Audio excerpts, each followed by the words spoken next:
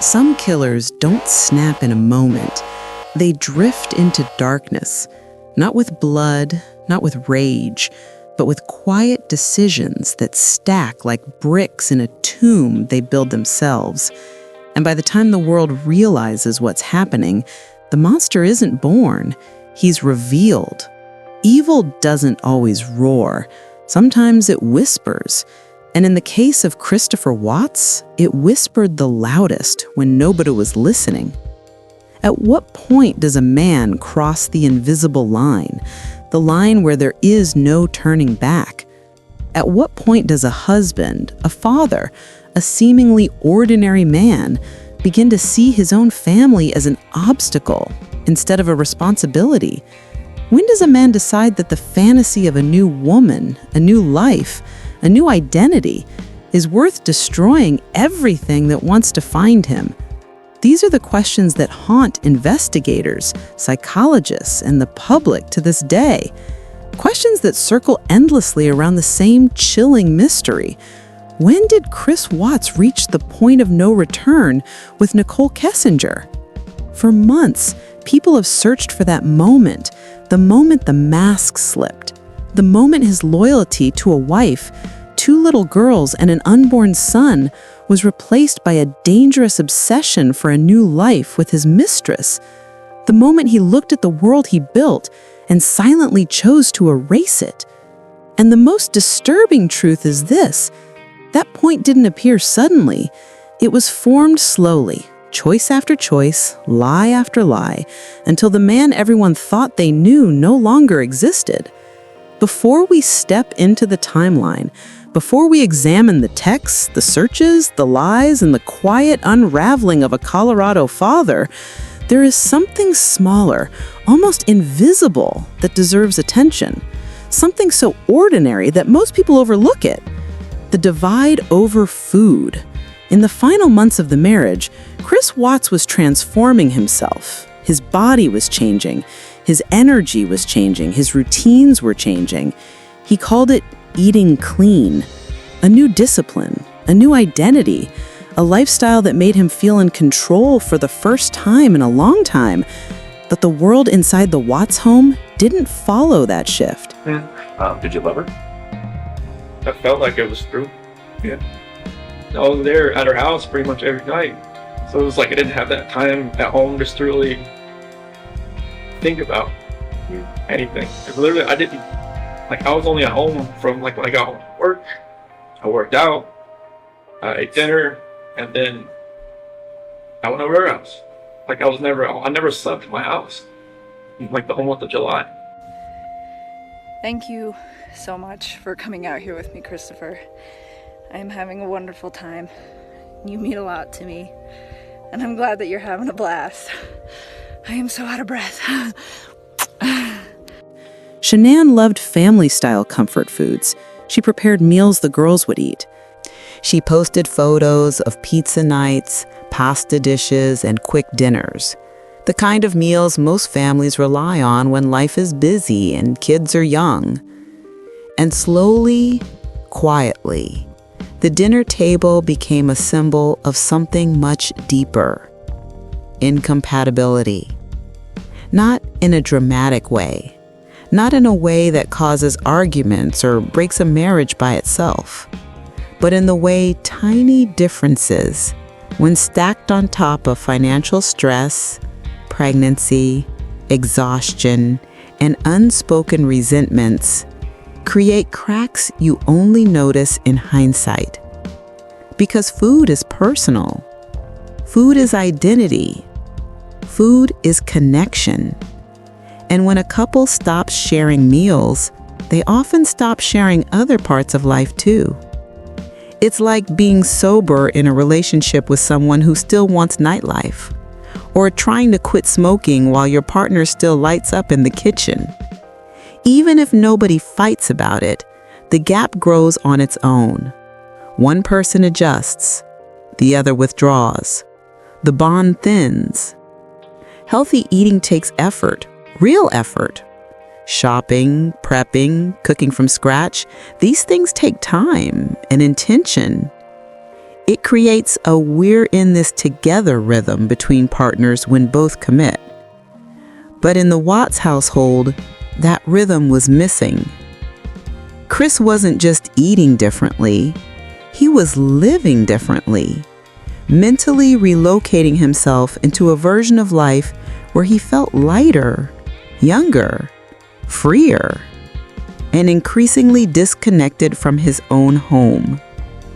And this matters because when someone is quietly reinventing themselves, especially someone who feels trapped, overwhelmed, or unseen, lifestyle becomes the first place where emotional distance shows up. This wasn't the breaking point, but it was part of the foundation shifting beneath their marriage. And then something else happened. A small digital choice. A moment nobody at the time noticed. A moment that would later become a key piece in understanding how far he had drifted. July 20th. It seems like an ordinary date. A summer day. Nothing dramatic on the surface. But on that day, Chris Watts logged on to Snapchat for the very first time. Not Facebook, not Instagram, not a public platform where photos stay forever and everything leaves a record. Snapchat. A platform that thrives on secrecy, disappearing messages, private exchanges, and subtle connections that leave almost no trace. For investigators, this date matters because it marks the beginning of a psychological shift, a quiet pivot from family man to someone exploring an alternate life, a life where he wasn't weighed down, a life where he felt chosen, a life where he was no longer the quiet, unnoticed one in his own home. He was building a new identity, one snap at a time. And that's how real unraveling begins. Not with a dramatic explosion, but with small steps that nobody notices until it's too late. July 20th wasn't the point of no return, but it was the first clear sign that Chris Watts had started walking toward it. Now, talking through that though, when you said you went home and then you were at her house, was that while Chanel was gone? Oh, okay. So you weren't even at your house. No. This all happened so quickly, didn't it? It was insane quickly.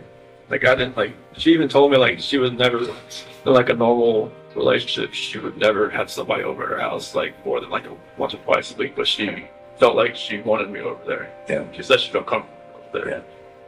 So it's like that's what was different. Like she wanted me over there. I know like when I was with Nikki, it was different. Like I wasn't even like in the realm of I'm a dad, I'm a husband type thing. Oh. And then like I was saying, when I'm never at home, like sleeping in my own bed, like I have no like concept of that anymore. Interesting. So in your mind and heart, you could have moved on. Like it kind of felt like if I wasn't at home, like I didn't think about it almost. Like if I wasn't sleeping on my own, but like I think there was at one point like Nikki had gone to the mountains with her friends for like a few days, like into June, first part of July. And then like, that part, obviously I was home. But like from that whole month of July on, it was like, I was never at home. Mm-hmm. Like I never had all those reminders around me. I never had, like every time my wife called me, I would be at Nikki's house. Oh, while she was in North Carolina? Yeah. Okay. And I would like, walk outside and talk to her, like when I was next to the car or something like that. I would never be at home looking like have all these pictures around me and just being in the same bed, seeing my kid bed, seeing everything that we know for the last 6 years. And so, did you just want to once and for all get it out in the open? I just wanted to just tell her how I was feeling at that point in time. Like I didn't feel like me and her were compatible anymore. Honestly, I didn't feel like that because what was going on with Nikki, it was new. It was new. Right, absolutely. Anything that's new always feels better than the old. Yes. You were probably bitten by the love bug.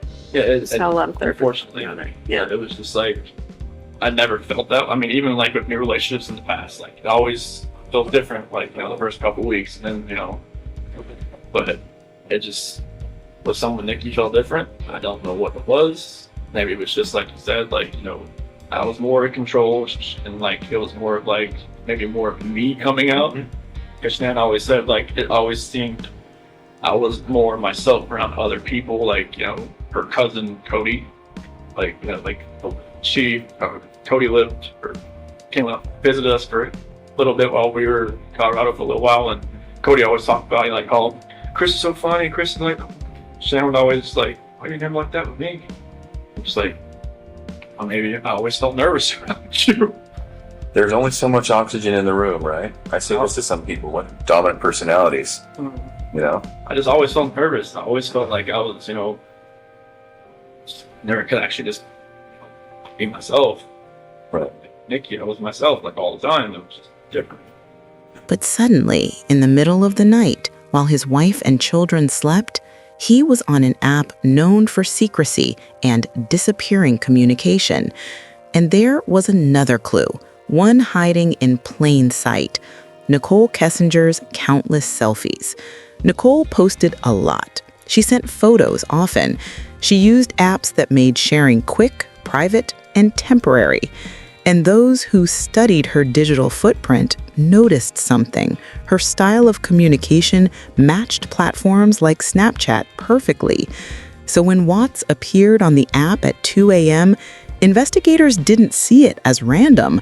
They saw it as a man reaching for someone who wasn't his wife, a man checking messages that would vanish before dawn, a man beginning to rearrange his emotional loyalty in the dark, where nobody could see. These quiet hours mattered. They showed the timing of his shift, the late-night secrecy, the double life forming, the desire for attention and validation that wasn't coming from home anymore. At 2 a.m., he wasn't thinking about the bills they were behind on, or the baby on the way, or the marriage he'd spent years building. He was thinking about her. And that late-night activity was one of the earliest visible signs that Chris Watts' mind was no longer anchored in the life he had, but in the fantasy life he was beginning to create, a fantasy he was willing to risk everything for. That same day Chris was awake at 2 a.m. on Snapchat, something else happened. Something that showed just how differently the Watts family lived inside the same house. Shanann posted a photo on Facebook. A simple, warm moment. Little Cece sitting at the table, eating what looked like cheese spread. Her uncle playfully tickling her while the family laughed in the background. It was the kind of wholesome, everyday scene Shanann loved to share. Kids being kids, surrounded by people who adored them. Her life at that moment was full, family-filled, loud, messy, normal. And while that photo was being taken, Chris Watts wasn't alone. He wasn't disconnected from the family physically. He was right there in the same world. But mentally, he was already drifting into another one, because he had a big weekend coming up, and it had nothing to do with his wife or his children. It was a weekend he wanted to make count. A weekend he had been quietly looking forward to. A weekend with Nichol Kessinger. And this wasn't just any weekend. For Chris, this was the second to last weekend he would ever spend with her before things spiraled into the unthinkable. He didn't know that yet. But it's chilling to look back and realize how close everything was to collapsing. Meanwhile, Shanann also had major plans. She was preparing for a weekend of work, a busy schedule, family support, and trying to keep her life moving forward. Two people, two paths, both heading into weekends that couldn't have been more different. And that contrast matters. Because when a couple is given space, when they're left to their own devices, the choices they make reveal who they are becoming. Shanann's weekend? Family, routine, kids, community. Chris's weekend? Secrecy, excitement, escape, and the fantasy life he was building with another woman. It's in these moments, when nobody is watching, when ordinary life pulls them in different directions, that the truth of their marriage becomes visible. One partner was documenting memories with the children. The other was preparing to live a double life. These two parallel weekends didn't break the marriage. They simply exposed how far apart the couple already was, and how easily Chris slipped into a world where he felt seen, desired, and unburdened. A world that was pulling him away from everything he had built. And the scariest part is this: they were both living their normal lives, yet only one of them knew those lives were unraveling. Snapchat, an app whose logo is a ghost. An app built on the idea that moments appear, then vanish. Images show up, then disappear. Messages exist, then leave no trace. In the context of the Watts case, that symbolism is hard to ignore. A man living one life publicly, and another life that vanished the moment he locked his phone. A man who began to communicate in a space designed for secrecy, for instant deletion, for ghosts of conversations that would never be recovered. And then came July 20th, a Friday, a date that stands out because of what didn't happen. There were no calls between Chris and Shanann that day. Not from her to him, not from him to her, nothing in the morning, nothing in the afternoon. For a couple who normally communicated throughout the day, that silence is unusual. It could mean several things. Maybe they had argued the night before. Maybe they reached an agreement. We'll go to Myrtle Beach and we'll talk later. Maybe Shanann needed the day to focus on her business with Thrive, especially knowing she had a packed weekend ahead. Maybe she told him she'd be unavailable for a while. There are a dozen possible explanations, small and ordinary on their own. But in a story like this, even small silences carry weight. Because while Chris and Shanann didn't directly speak that day, Chris wasn't without contact from her entirely. He still saw updates. He still saw posts. He still saw the life he belonged to. A busy wife, 2 playful daughters, a home full of family energy. The indirect contact was there, but the emotional connection was fading.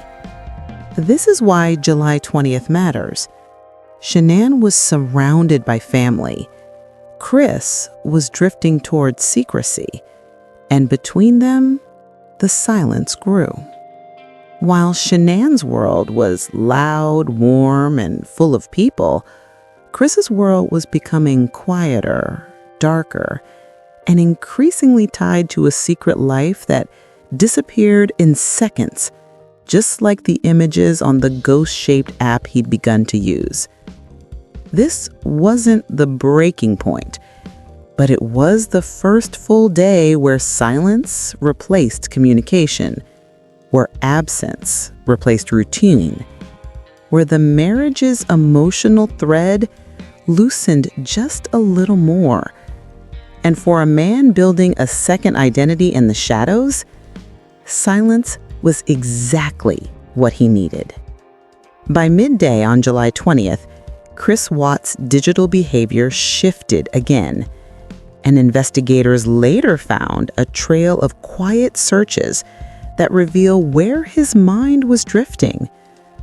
Around 12 p.m., he began Googling CVS Pharmacy in Westminster, DC Oaks Brewhouse and Eatery, the Bandamere ticket office for the NHRA Nationals scheduled for July 21st, and 24-hour fitness locations in Westminster and Thornton. On paper, these searches look scattered, normal, harmless. But in a case built on tiny details, these locations mattered for one reason: Nichol Kessinger. She lived in that area. She exercised at 24-hour fitness. She spent her free time around those same locations. So, what was Chris doing? Was he mapping out where she worked out so he could meet her there? Was he imagining what life would look like if he lived closer to her? Was he casually exploring her world, or mentally rehearsing how to step into it? Investigators noted that during this period, Chris seemed to be constructing a second life geographically, not just emotionally. His searches aligned with Nichole's routines, Nichole's hangouts, and Nichole's lifestyle. Whether he planned to visit her gym or simply wanted to be closer to the life she represented, the pattern was unmistakable. He was studying her world and slowly stepping into it. Later that day, 6:12 p.m. to be exact, the digital trail deepened again. Chris transferred a set of personal images of Nichol into a hidden app disguised as a calculator. The app was built for secrecy, a place where files could be stored without appearing in his normal gallery, a digital compartment for a double life. He also saved a photo of himself and Nichol together, a selfie that revealed just how comfortable, casual, and close they had already become. If someone had only seen that photo and knew nothing about Shanann, they might have assumed Chris and Nichol were a normal couple. If someone had only seen Chris with Shanann, they might have said the same thing. That contradiction is what makes Chris Watts so unsettling. He blended into both worlds perfectly. He mirrored what each woman wanted. He adapted his personality to fit the environment. A chameleon, emotionally, socially, and psychologically. And the more you study the timeline, the clearer it becomes. By the evening of July 20th, he wasn't just drifting away from his marriage. He was building a new identity. One photo, one message, one secret folder at a time. The fact that Chris added a batch of Nichole's images into that hidden calculator app on the same day he was awake on Snapchat at 2 a.m. is not something investigators brushed aside. It strongly suggests their communication that early morning was intimate, personal, emotionally intense, and something he wanted to hide immediately. Snapchat provided the disappearing messages. The calculator app provided the permanent but hidden storage. Two tools serving one purpose: a secret life. Chris would later describe his connection to Nichol as an addiction, and he claimed she had a kind of hold or leash on him. In context, that doesn't point to anything graphic. It points to something psychological: constant validation, constant attention, constant escape, the thrill of secrecy, the feeling of being admired, the feeling of being someone new. For a man who felt invisible in his own home and overwhelmed by responsibility, the pull of a new identity became intoxicating. And by July 20th, that intoxication was no longer subtle. It was shaping every choice he made. Every search, every message, every lie, every hidden photo, every late-night moment where he reached for a life that wasn't his. This was not the final break, but it was the blueprint. This was where the double life stopped being a fantasy and started becoming a plan. Before we go any further, let's make one thing clear. Nothing about understanding Chris Watts' mindset excuses him. Nothing minimizes what happened to Shanann or the children. Nothing justifies the choices he made. But in true crime analysis, especially when trying to understand how an ordinary man crosses into extraordinary darkness, you sometimes have to study uncomfortable angles. And one angle, rarely discussed in the Watts case, is the role of psychological desire, validation, and emotional escape. Not graphic details, not sensationalism, just the psychological mechanics of what was happening beneath the surface. Because when you look at the public narrative surrounding this case, it often gets simplified into three roles: Shanann, the devoted mother, the victim; the children, innocent, beloved; Chris Watts, the villain; Nichol Kessinger, the temptress or the outsider. That's the story most people fall back on. It's clean, it's simple. It assigns blame in straight lines. But real life and real psychology rarely works that way. The truth is far more complex. As Chris Watts drifted deeper into his secret relationship, he wasn't just drifting into another woman's life. He was drifting into a new version of himself, one fueled by attention, emotional reinforcement, the thrill of secrecy, the feeling of being wanted, and the illusion of becoming someone new. Again, this doesn't excuse anything he did, not even close. But it helps explain the mental slope he was sliding down. And Nichol Kessinger, in the public eye, became the other woman, the one people loved to demonize. Shanann became the hero, and Watts became the archetypical monster. But if you zoom out, what you see is something far more subtle. A man whose identity was splitting, a man living two lives at once, a man who adapted himself to whoever he wanted approval from, a man who became a psychological chameleon. With Shanann, he was the family man, dependable, quiet, supportive. With Nichol, he was the new man, confident, energetic, reinvented. This dual identity didn't just complicate his emotional life, it distorted his moral one. Because when someone begins to crave the validation of a new identity more than the responsibilities of the old, they start making decisions that erode their empathy, their judgment, and eventually their humanity. Again, to be absolutely clear, this is not justification. This is behavioral analysis. Understanding how he drifted into darker psychology is part of understanding how he eventually crossed into criminal thinking. And by this point in the timeline, one thing becomes very clear. Chris Watts wasn't just living a double life. He was becoming a different person in each one. The tragedy is that Shanann didn't know it. The little girls didn't know it either.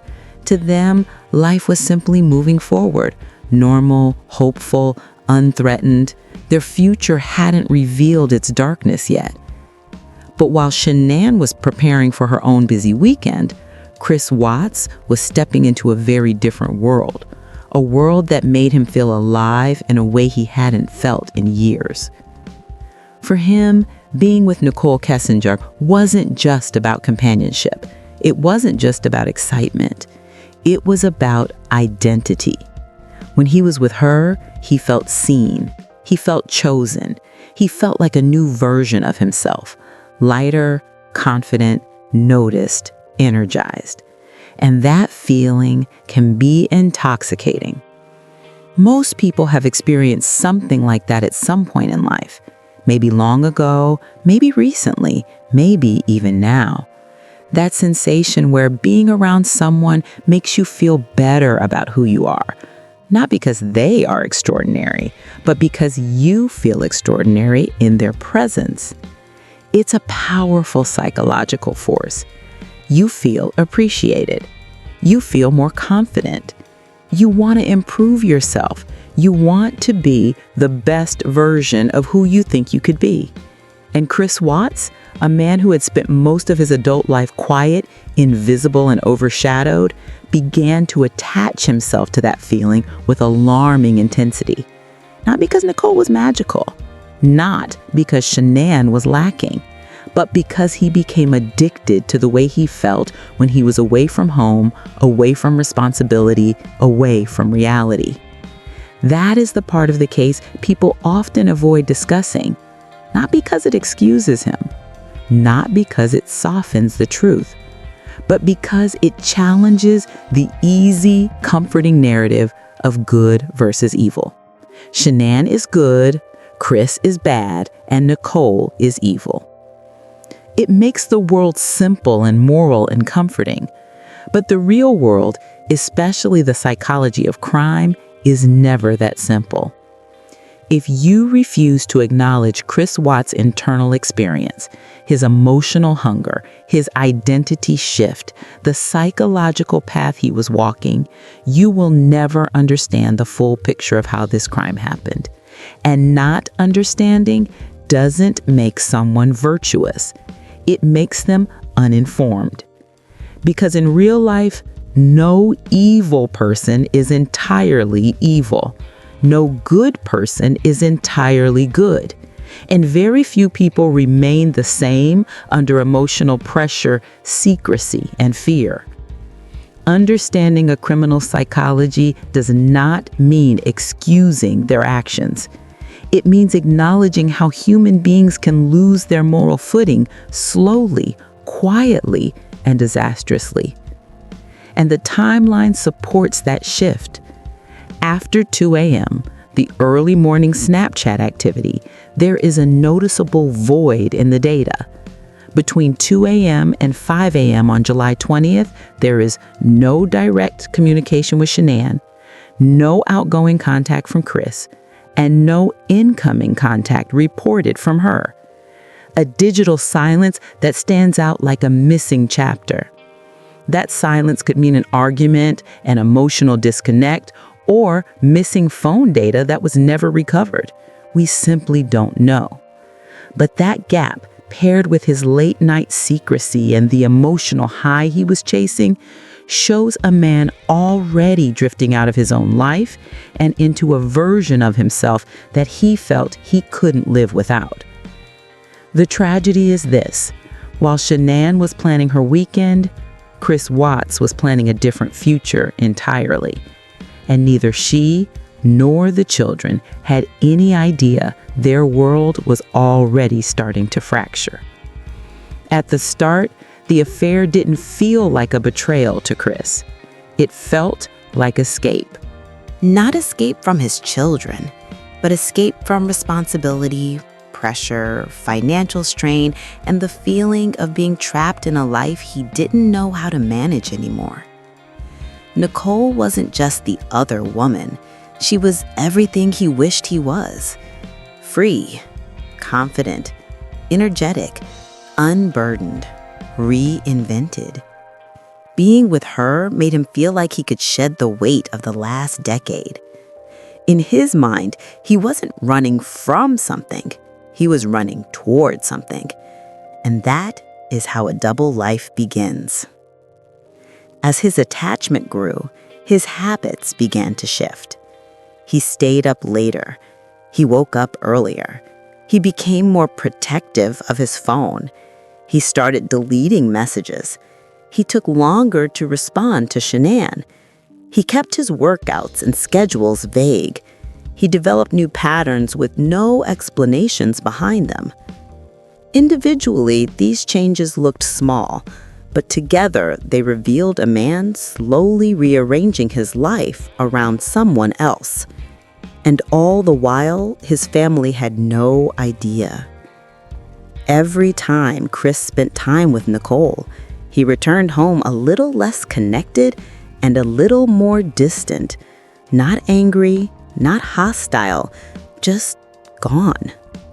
Because while Shanann's life was full, kids, appointments, flights, work commitments, family visits, Chris's secret life was full of something entirely different. Validation, attention, affirmation, The feeling of being seen, the illusion of becoming a better version of himself. This reinforcement is powerful. When a person feels invisible in one world but admired in another, they begin to anchor themselves to the world that makes them feel valued.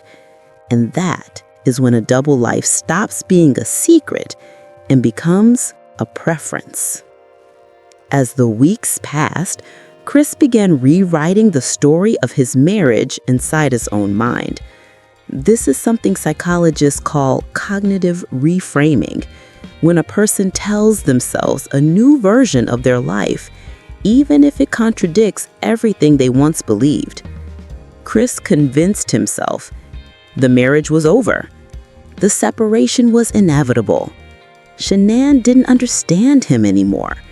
They were no longer compatible. He deserved a fresh start. He could build a new life at any age. None of these thoughts came from fact.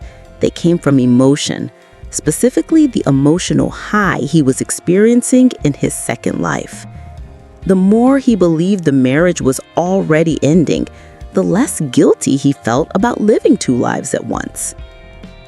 Once the emotional shift took root, practical steps followed. Searching gyms near Nicole's home, checking locations she spent time at, looking at apartments, Googling childcare costs, searching for ways to reduce financial burdens, creating hidden folders, setting new passwords, clearing his call logs. These weren't random actions, they were calculations. A man preparing for a future he had not yet said out loud, but had already decided he wanted. By this stage, Chris had reached the most dangerous phase of a double life: dependency. Nichol wasn't simply someone he liked. She wasn't simply someone he was attracted to. She had become the center of the new identity he was building.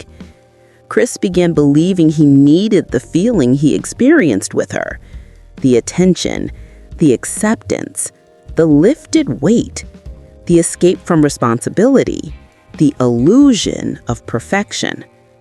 Without those feelings, he feared he'd sink back into a life he felt powerless in.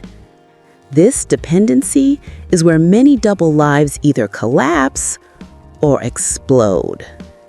As Chris's secret world expanded, his real life began to shrink. Two identities cannot coexist long-term. Eventually, they collide. And by late July, Chris was no longer trying to juggle both. He was trying to choose one. That's when the double life stopped being a fantasy and started becoming a threat to everything around him. This is how the double life escalated. Quietly, slowly, emotionally, psychologically, logically, and finally, destructively. Not with one decision, but with hundreds of small ones, stacked until the man he once was had disappeared into the man he was becoming. And when you pull back from the timelines, the phone records, the missing data, the secret messages, the late-night silence, and the double life, one conclusion becomes painfully clear. This story didn't begin with violence. It began with a man who walked away from his own identity long before he walked away from his family. The warning signs weren't loud. There were no explosions, no dramatic confrontations, no public breakdowns, only small shifts. The late-night secrecy, the emotional distance, the disappearing messages, the new habits, the new confidence, the hidden photographs, the rewriting of his own history, the quiet certainty that he wanted out of the life he built. These were the steps, small enough to be missed, but powerful enough to lead to devastation. Shanann didn't know. The little girls didn't know. No one around them could have predicted how far the darkness inside one man would grow. And that is the real tragedy of the Watts case. The most dangerous moment wasn't the final act. It was the moment he stopped seeing his family as part of his future, because once a person crosses that invisible line, Once they decide their old life no longer belongs to them, everything that follows becomes a chain reaction, a chain that cannot be undone, a path that cannot be reversed, a point of no return. The world still debates what pushed him there. People search for reasons, motives, clues, explanations. But in the end, one truth remains. A family was destroyed because one man chose fantasy over responsibility, illusion over reality, escape over humanity. And the hardest part to accept? We may never know the exact moment he made that decision. We only know that once he did, nothing and no one was ever safe again. This is the story of how a double life became a deadly one, and how the quietest man in the room became one of the most chilling criminals of our time.